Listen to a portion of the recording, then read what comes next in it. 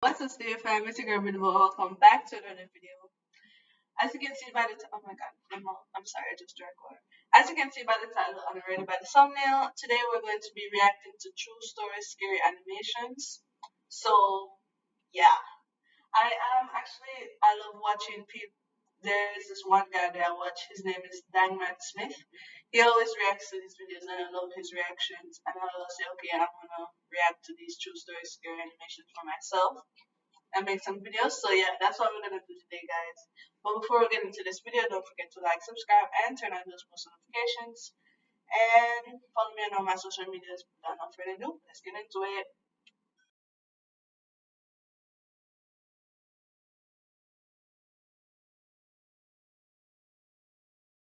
Trapping like the narco. Got dope like Pablo.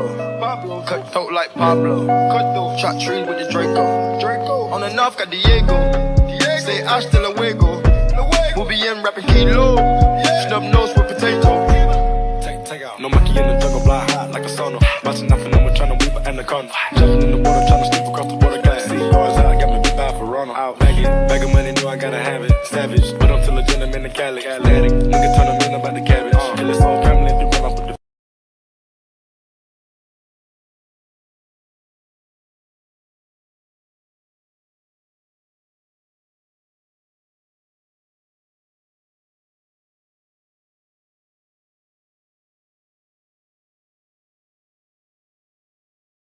So guys, this is a true scary dream horror story animated. I don't know Of what it's over about. There's 19,000 some doctors. sorry. We have practiced I'm going to turn up the volume a little bit. This video. Yeah. Should I like the screen? My name is Maggie. This is about a dream I had when I was around 6 years old. Oh God. I was living with my mom, my dad, and my brother at the time. Okay. There was one night that I had gotten ready for bed and went to sleep in my room. In my dream, I was hiking on a snowy biome. It was a tall mountain. In my dream, there was this drug or virus called Turbo. It made you go crazy and want to get other people to have it too. I was with two friends. One of my friends was a brunette girl, and she had glasses. The other was a boy with brown hair. We were hiking and found a building close to the top. My friends and I had all smiled and hoped to find some place to sleep. We had reached it and finally went in. I screamed and hugged one of my friends when we saw an alien-like creature. The creature then grabbed me by my wrist and led me into a room. Inject her with Turbo, it said. I looked and saw that there were people behind me. The creature threw me to the ground and left the room. I screamed and kicked. I could hear my friends trying to reason with these creatures. The people held me down, and I had gotten away and kicked them. I heard commotion coming from another room. Then it went silent. My friends soon came into the room and hugged me. I looked behind me to see a friend that had a needle with blue liquid. I kicked my friend and pushed her. I couldn't resist crying and sat in the corner with blankets and cried. Hours later, my mom came under the blankets with me. I cried and hugged her so tight. My mom looked a little different. She looked pale and skinny. I really didn't notice, so I kept hugging her. I soon started to feel sick and told my mom, "I'll be back with medicine," she said. I sat down and threw up in a bucket. My mom came back under the blanket and gave me a dose of blue medicine. Before I took it, a strike of memory hit me and I pushed it away. My mom insisted on giving it to me. I grabbed the bottle and looked at it. I screamed at my mom in disbelief. "This is not medicine, Mom. It's Turbo." I yelled and kicked and screamed. My mom put her hand over my mouth and I cried. She said, "Turbo makes me feel good." I yelled and kicked her in the stomach and ran away. My friend grabbed me and they held me down. Attacking her. I remember feeling woozy, and I felt the pain of the drug being injected into my body. And as I woke up, this dream kept replaying over and over until one day it stopped. The weird thing about it is that I have a scar where they stabbed the needle in my skin. Oh. Oh, that was actually creepy. That was actually creepy. Okay, so I saw another one. This one is true. But I'm reacting to at least 3. This one is true sleepover horror story. Okay. That one was You've got the okay. It idea. wasn't as scary as I thought it was gonna be. GoDaddy has the domain to make it. It's more creepy and people attacking her constantly, but it's okay. So People call me Ren. This happened a few years ago when I was in sophomore year. okay. One day, me and my 2 friends, Carly and Jenny, decided to go to Carly's house for a sleepover since it was a Saturday and we all had no plans. Around 6 p.m., I went to Carly's house and Jenny was already there. I arrived the same time as the pizza, so we all decided to grab a few slices and go to Carly's room. We talked and went on TikTok and Snapchat for about an hour. TikTok.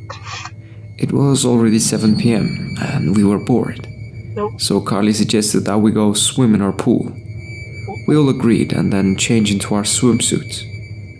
Carly's pool had a device that made the water in the pool change colors. We all jumped in and then sat on the steps. The water was at chest level. We just sat there and occasionally getting out of water and jumping in the middle of the pool. We noticed that the red color was missing in the color rounds because we kept seeing orange, pink and purple, but no red. A few minutes later, when we pointed out the fact that there was no red, Nope. the colors randomly turned into red. And that's when I looked over the backyard fence. Oh. What I saw sent chills down my spine. What is that? There were 2 beady yellow eyes. That made me feel like it was Kinda looking through my chills down soul. my spine. Carly and Jenny didn't seem to notice the eyes, because they were too busy freaking out about the freakish red color in the pool. We all decided that it was time we went inside. So we got out of the pool and grabbed our towels. We stood in the front of the backyard door, drying ourselves while talking. I told them about the yellow eyes I saw and how it scared me. They all laughed and told me to stop trying to scare them. I got annoyed because they were dismissing something that clearly bothered me, but I just brushed it off, so I didn't ruin the night. We went back inside and took turns taking a shower. Later that night, we were all in Carly's room, joking around while watching a movie. I needed to use the bathroom, so I excused myself and went out of the room. I was walking around trying to find a bathroom since I was not familiar with the house yet. I reached a hallway that had an open window. I then for some reason looked outside. All I saw were the same yellow eyes staring back at me. I freaked out and ran back to Carly's room, but I decided not to tell them because I just knew they wouldn't believe me. Around 12 p.m., we decided to go to sleep. That closet door I is closed my eyes and fell asleep, but I got a nightmare about those yellow eyes. I jerked awake. I was just curious on who owned them. I walked to the window where I saw the eyes, and you can guess what happened. The eyes were gone. Oh my god. I got a little scared, so I went back and decided to just sleep it off. I laid down on the blankets that we laid It's out. in the closet. I was facing Carly's closet, Oh, and I jeez. noticed that the closet was cracked open. I tried to adjust my eyes to the darkness of the room, but it wasn't working. I noticed that there was something yellow in the closet, and that made me think about the yellow eyes. I got up quietly, Oh my god. so I didn't wake Carly This and is Jenny when up. it chills down my spine. I opened the closet, Oh. and a my man with heart. scruffy hair and dirty clothes jumped at me. I noticed he had bright yellow eyes, Oh and I my realized God, that it was actually- him that I saw. I blacked out She backed and up. woke up in the hospital. I was confused. So I asked Jenny, who was next to me, on what had happened. She told me that they woke up to me screaming while looking at the closet and saw me passing out on the floor. I told her that there was a man, but she just said that there was no one else there but me, Carly, and her. Apparently, I had a heart attack due to shock. Jesus. To this day, I still don't know what happened. Ooh, Who why is he or so creepy? what Jeez. attacked me. Okay. Now if I see anything with yellow eyes, I'm just gonna be very suspicious. No. Okay, that one was actually kind of very creepy, I must say. Let us see if we can find any more. I'm gonna search. We're gonna search and get back to you guys. We'll search. I'm gonna at least react to 2 more true story scary animations because I actually like reacting to these types of things because they're kind of fun but creepy at the same time. So we're gonna search and see if we can find 2 more. You know. Okay, so I found this 8-minute video. This one is called Scary Nurse's Horror Story. As you can see already. This is I hate watching these things because it makes me very sad. I don't really go to circuses because this is like just sad, you know. Honestly, not it. My name is John J. Gorderi. I'm 26 years old, and I work at a previously local coffee shop. I say previously local because I don't think I'm anywhere close to that place. Let me start from the beginning. I was working as a cashier that day and taking orders when I saw a person across the street. I didn't think anything of it till hours later when we had little activity and I saw that they were still there. Out of curiosity, I asked the other cashier if he saw the person as well. As they turned up to look at them, they looked confused. "Weren't they standing there like 3 hours ago?" he asked. I replied with a shrug and told him that I was going to check on them. As I headed out the door, I turned around to see most of my coworkers gathering behind the counter. I turned back and took a long look at them. They were wearing a black trench coat, a pair of dirty sneakers, and a baseball cap that looked like it had sat on his head his entire life. "Hey guy, are you all good? You've been standing there for hours now," I called out to him from across the street. He didn't move or show any signs of hearing me. Hesitantly, I walked across the street, and at this moment I know why my parents told me to look both ways before crossing the street, because at that moment I was struck by a semi going well over the speed limit.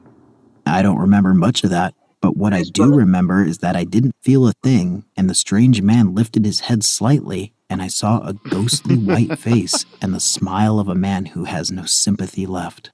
I remember hearing the sounds of my coworkers gathering around me. One of them was calling the police, and for a short while I could open my eyes. I saw the blood starting to pool around me and people standing over me, but the thing I remembered the most clearly was the other cashier was looking around, and I didn't realize this till later, but he was looking for the guy, which implies he either ran or disappeared. I woke up later in a hospital room surrounded by all sorts of equipment and many tubes running from my body. I took a good long look at myself. My right arm and leg were both broken and strung up from the roof. I tried to move my head, but pain shot through my body like electricity. My neck was in a brace, but I could still barely move it, but it still hurt to move it, so I just moved my eyes and not my head. I looked forward and saw a few x-rays, but they were pictures of a leg, a neck, and I think the last one was an arm, but it looked like a glass table that had been in an earthquake. As an educated guess, I think they were my x-rays. My leg was broken right at the place where it meets the hip, and my neck wasn't broken, but from what I could tell, something wasn't right. I tried to call out for any nurses or a doctor, but I couldn't produce any sounds. It's a strange feeling when your brain tells you to do something, but you can't. It gives you this feeling of confusion and fear. After this whole ordeal with not being able to yell, I remembered that hospitals have a button to call a nurse. I used my left hand to feel for it, and I didn't find one, but either way I heard the door to the right open. Something about the footsteps didn't sound right. They sounded uneven or out of time. I don't remember.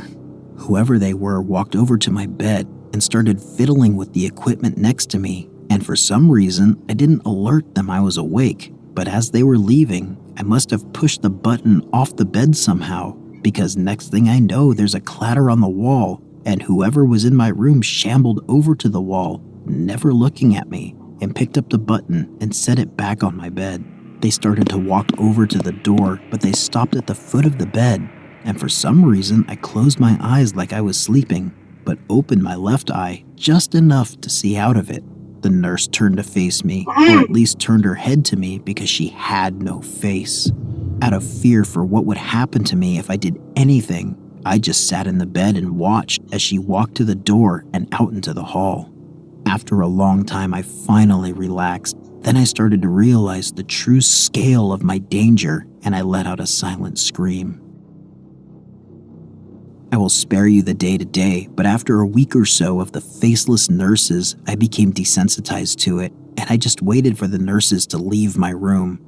They removed my neck brace after a month or so, and I heard from just outside my door some muttering that didn't even sound like a language, but I could make out one word, miraculous, which was probably referring to my recovery. Not long after, they removed my neck brace, and they remove my leg cast.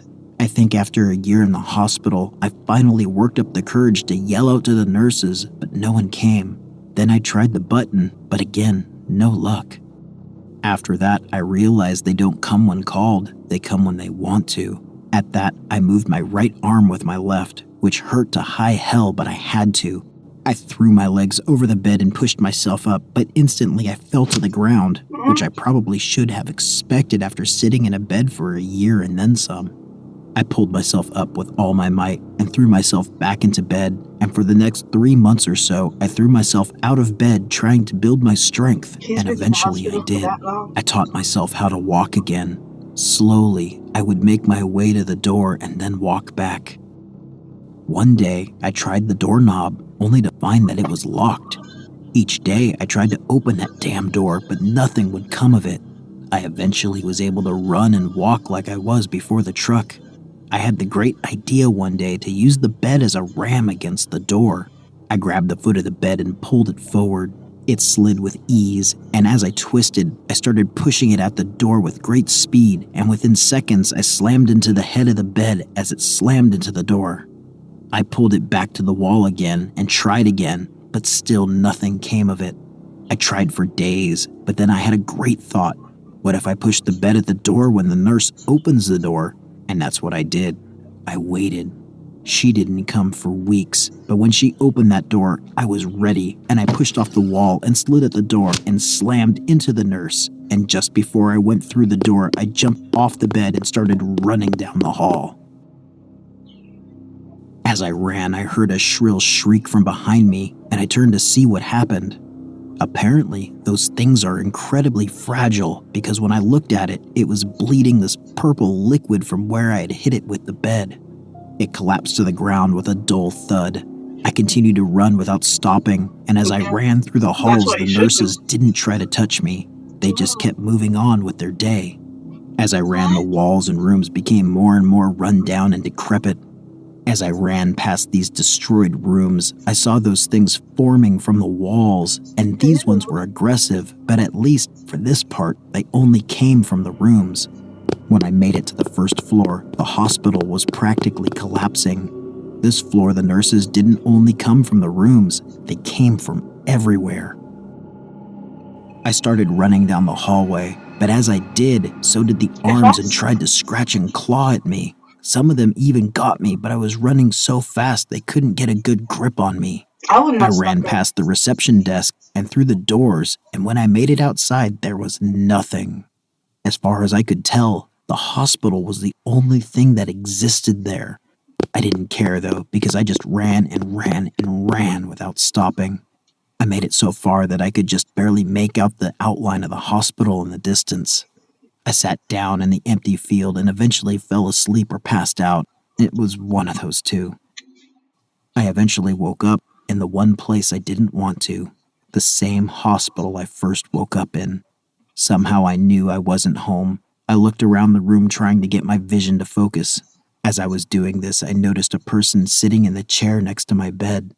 I still couldn't see, but I could make out a baseball hat, a dirty black coat, and a pair of dirty sneakers. I slowly looked up to his face, and I didn't need my vision to focus to know who was sitting next to me. Wow.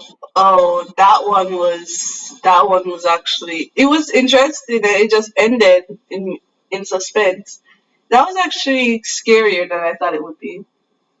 Just you seeing a random person across the street, then just like you go into them, get hit by a truck, end up in a weird hospital. You escape for a second, you run and run, and there's nothing but the hospital, and then you pass out and end up back in the hospital just to see the creepy guy that you saw across the street. That's creepy. But that's it for the reaction video. I'll see you guys in the outro. So that's it, guys. That's it for reacting to true story scary animations. I really hope you guys enjoyed these videos. I will be doing more reaction videos on this channel. And yeah, so thank you so much for watching, guys. That took a lot of time. I actually like these types of videos. I don't know why. I just, I love horror movies. So I'll be doing probably a part 2 to this maybe soon, sometime soon. But yeah, that's it for the video, guys. Don't forget to like, subscribe, and turn on those post notifications. All that. Follow me on all my social medias. All that. I love you guys. And again, thank you so much for watching. See you in the next one. Peace. Trapping like the narco. Got dope like Pablo. Cut dope like Pablo. What did he say?